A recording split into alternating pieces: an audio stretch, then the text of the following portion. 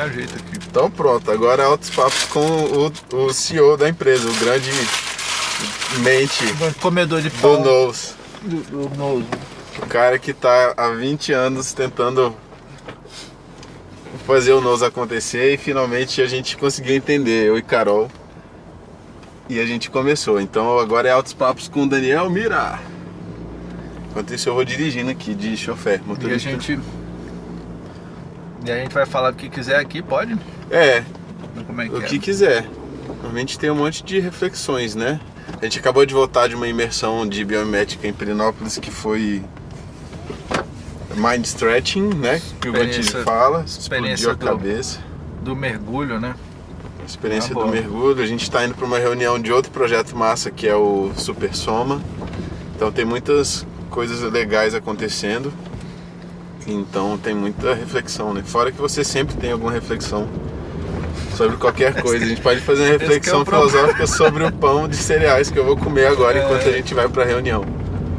Não, eu tenho achado legal um pouco do que você estava falando hoje. A gente estava no aniversário de uma amiga e aí o Vitor estava falando hoje muito dessa dificuldade que a gente está tendo de ver o propósito, porque a gente às vezes está enxergando algo muito definitivo e no final da vida, né? E aí agora o Vitor já falou umas 6 coisas que a gente vai estar fazendo ao mesmo tempo. Isso significa que a gente talvez esteja vendo alguns propósitos, percorrendo as coisas, né? Em momentos mais... Galera, deixa eu fazer um negócio aqui. Aí, pronto. Em momentos mais em processo, né? E não com essa reta, né, final, assim, numa coisa muito distante às vezes, que vai acontecer de alguma forma, mas que talvez atrapalhe, né, a nossa disposição, né? O que me travava, puxando para minha experiência pessoal para exemplificar, é que em alguns momentos de crise, onde eu percebia que o presente não estava satisfatório, não era aquilo que tinha que ser, a pessoa achou que era faixa de pedestre e ultrapassou. Era o que me paralisava. Eu sentia que eu tinha que definir algum objetivo, um propósito, um futuro, fazer um plano para o futuro, ter uma visão. Só que a falta de uma visão definitiva, de uma certeza e de um plano lá do futuro, assim, quando eu estiver no meu leito de morte, o que eu terei feito, o que eu serei, qual seria a minha profissão, quanto dinheiro eu vou ter na minha conta. A falta disso me paralisava, né? Então é aquela coisa assim, como eu não tenho resposta, então também eu fico parado esperando a resposta. E eu lembro que eu conversava com a Débora, a Dedé, e era um pouco isso. Ela não está no vídeo aqui para se defender, mas o que eu me lembro das conversas era um pouco assim, cara, tá uma merda, mas eu também não sei o que é. E aí ela continuava vivendo a merda por mais tempo, assim, pô, não é esse emprego. Então, cara, começa a sair, procurar resposta, mas essa incerteza mantinha você na merda por mais tempo ainda, e mais tempo insatisfeito. Sim. Ao invés de sair para fazer, cara, não faz o definitivo, mas faz qualquer coisa.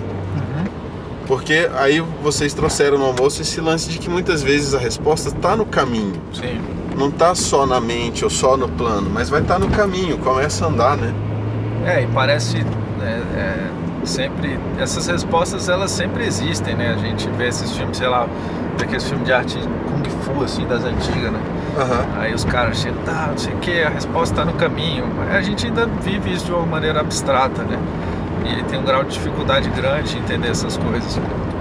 Mas eu acho que o fato de entender que esse propósito mais profundo, que a gente até falou lá na imersão, a gente falou bastante disso, dessa manifestação, né, do ser, do que você é mesmo, na existência e tal. Isso você vai só entender talvez no final da vida, né?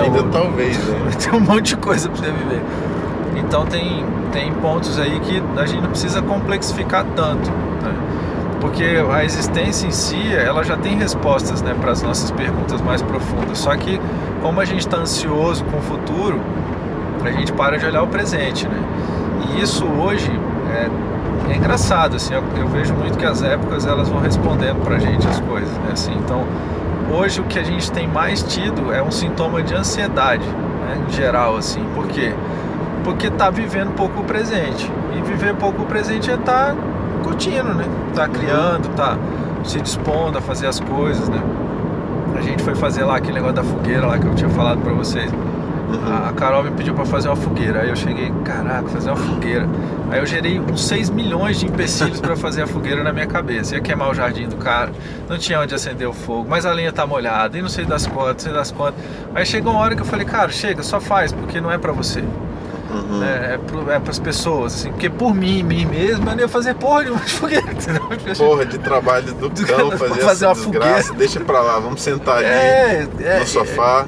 Essas são as decisões que vão fazer você entender o seu propósito ou não. Essas micro coisinhas que são... Você, vou fazer uma comidinha pra minha esposa hoje. Não, acho que não precisa, nem... Vou levar um negocinho pro meu filho. É sempre essas micro besteirinhas que vão gerando a gente um afastamento desse entendimento da vida. E aí as oportunidades estão sempre na nossa frente. Você lembra, né? Tu tá lá fazendo tuas coisas, lembra da mídia, fala, pô, isso aqui deve ser tão legal pra ela. Depois eu vejo essa porra, não é tão importante. Pronto, começou a perder. Matou a micro experiência. E aí essa micro experiência é que vai gerar o entendimento desse negócio todo, né? E geralmente a gente fica muito ansioso porque a gente perde todas essas micro experiências e fica com um buraco faltando alguma coisa que não está completando. Era justamente o que você jogou pra fora e não fez, né? Isso é muito legal. Muito legal. Você me ensinou um lance que é esse processo criativo baseado, inventar um nome aqui, que é o processo criativo baseado no futuro, que é você enxergar a imagem, o nous, a essência ou a ideia que tem que ser plasmada, e depois, baseado nessa visão, você criar alguma coisa no presente, ir lá e atuar na forma e só conformar quando aquilo fizer sentido, né? Sim. Mas isso em alguns momentos gera essa ansiedade de que a gente não tem a capacidade de ver o futuro completo e detalhado, né? E aí às vezes quando a gente não tem ou naquele momento a capacidade de ver, ou ainda não tem a habilidade de criar essas visões, essas imagens, a gente fica paralisado no presente. Então isso também não é bom. Ficar paralisado... Hoje eu gravei, vindo para o escritório, um vídeo falando sobre isso. Sobre como a indefinição gera morte, ansiedade, frustração, etc. Mas... e aí isso significa que criar baseado em necessidade é um processo mais inteligente. Mas nem sempre a gente está preparado ou munido, apto para criar baseado na inteligência ou nessa visão, e ficar paralisado por causa disso é tão nocivo quanto agir sem inteligência, não agir com inteligência, ou enfim, nem sei, me confundi, mas é tão nocivo quanto qualquer outra coisa. Sim. E o outro processo criativo é você agir baseado no presente. Se o outro é agir baseado no futuro, agir baseado no presente se a visão não está clara agora, eu vou começar a me mover e como você faz. Só que com atenção no presente, coletando todas as pistas, as sacadas, e isso vai te gerando uma visão mais clara. Você faz o tempo todo, que você vai estruturando pela mente a ideia do canvas e todas aquelas coisas que você vai tentando mapear. Porque tem uma sacada aí bem legal, que a galera vai dar uma surtadinha, mas vale a pena. Essa dimensão de tempo futuro, passado, presente, não existe, no fundo. É tudo uma ilusão de consciência. Porque a consciência, quando ela pode passar para um outro espaço de consciência, vamos dizer assim, que parece que habita um tempo diferente desse daqui. Mas é só uma questão de consciência aqui e consciência lá. Então não existe um tempo disso. O que acontece é que às vezes a nossa consciência desloca de uma forma tão forte que parece que não está nessa realidade presente. Sacou? E isso gera esses impasses, né? Que nem o que você está falando. E aí o que é muito legal nesse momento é justamente o que você faz, usar a mente para que você vá percorrendo caminhos para entender esse estado de consciência lá na frente e criar uma escadinha para chegar até ele. Porque você não vai acessar de uma hora para outra, de um minuto para outro, porque às vezes a gente não está apto. O que eu acho que é legal para isso é que a galera às vezes dá uma dispersada, a gente dá umas bobeadas nisso, vai fazendo as escadinhas, porque você tá mais perto, entendeu? De entender o negócio. Agora, se você não fizer a escadinha e bloquear esse só ando quando a escada estiver completa. Aí quando ela estiver completa eu ando, e não vai rolar, né? Que é o cara que não cria e copia, né? Okay. Alguém fez o negócio... ou então ele consome de quem criou, né? Exatamente. Então, o aspecto da mente, nesse caso, é muito legal, porque ela desloca, né? E ela dá uma informação, e aí você pode ir criando um rastro. É um pouco fio de Ariadne no negócio. Você pode ir criando um rastro para entender como é que você chegou lá naquele vislumbre, né? E isso é muito legal, porque as outras pessoas vão poder ter o acesso, né? Você criou um mecanismo. Esses caras que criam de uma forma muito profunda, geralmente eles intuem, saca o negócio lá na frente, né? Vou falar de futuro, desse jeito que a gente está pensando, um estado de consciência que entende uma força de unidade, uma semente. Aí depois eles vão trabalhando, voltando com a mente mesmo, racional. Pá, assim. Então é um pouco que você falou de... aquela coisa do Luiz Carlos, o sentimento vê... O sentimento vê, exatamente. O Luiz Carlos falou isso pra gente, né? O Luiz Carlos é o diretor lá da Nova Crop. Ele falou pra gente disso, numa palestra aberta agora no Dia da Arte, que o sentimento vê, tem a capacidade de ver, e a razão decodifica isso, compreende isso, estrutura isso. Só compreender não adianta porque você não viu, e só ver não adianta porque você não consegue estruturar. É exatamente isso. E aí o lance que você faz, que eu acho fantástico, que a galera tem um pouco de preguiça nisso, que a matemática, ela é a estruturação para isso. Só que matemática não é só álgebra ou só geometria. A matemática é o conjunto de operações que entendem na natureza as métricas. O que descreve, as métricas, no som, as formas, na visão, nos sentidos. Qualquer uma matemática consegue atuar. Por isso que ela explica tão bem o lance cosmológico, o corpo físico e tal. E a gente empurrou a matemática do processo criativo como se ela cerceasse, porque ela é a razão.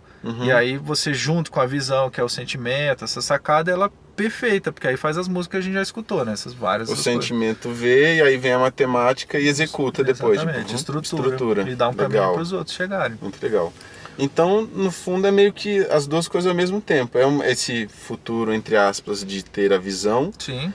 Mas é também o estar atento o tempo inteiro no presente, porque ele faz parte da tua descoberta do mundo, claro, da tua natureza e tudo mais, né? Claro, ele é a dimensão. Pra nem ficar paralisado buscando nunca, a resposta, né? Tipo, só me mexo quando eu tiver respostas, e nem agir sem inteligência, né? No I Ching é muito legal, porque tem os 4 trigramas do dia. O último trigrama é o da Terra, onde você recebe tudo. Ele é receptivo em todos os aspectos. É esse horário que a gente está agora. E aí depois dele tem o da meditação, que você fica recebendo só no campo das ideias. Você para e pá. Mas não é parado, né? É refletindo. Recebendo.